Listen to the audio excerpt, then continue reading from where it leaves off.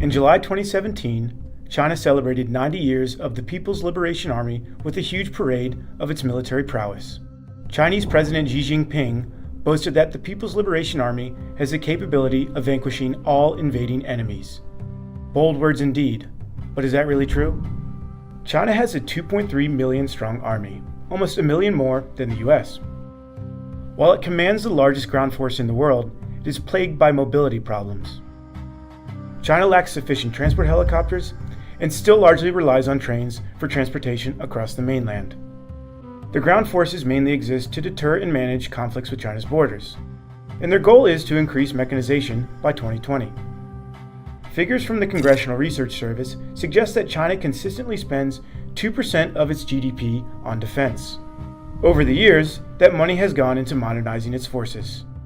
China's Cold War-era legacy fighters that used to make up the majority of its air force have sharply declined, while fourth-generation aircrafts, like the J-10 and Su-30, now make up almost half of the force.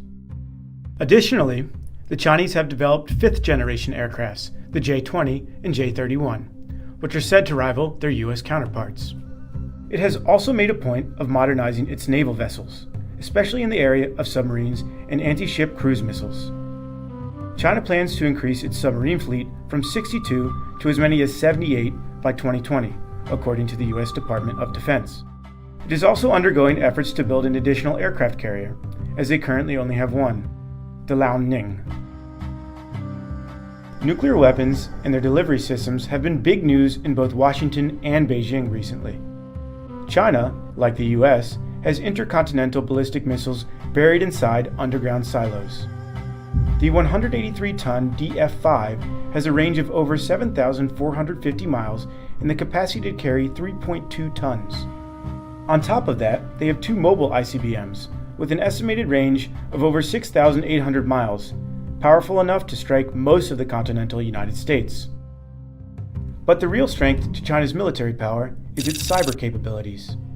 China has three types of cyber forces: specialized military network warfare forces in the PLA, PLA-authorized teams of network warfare specialists in government organizations, and non-governmental forces that may be mobilized for network warfare operations.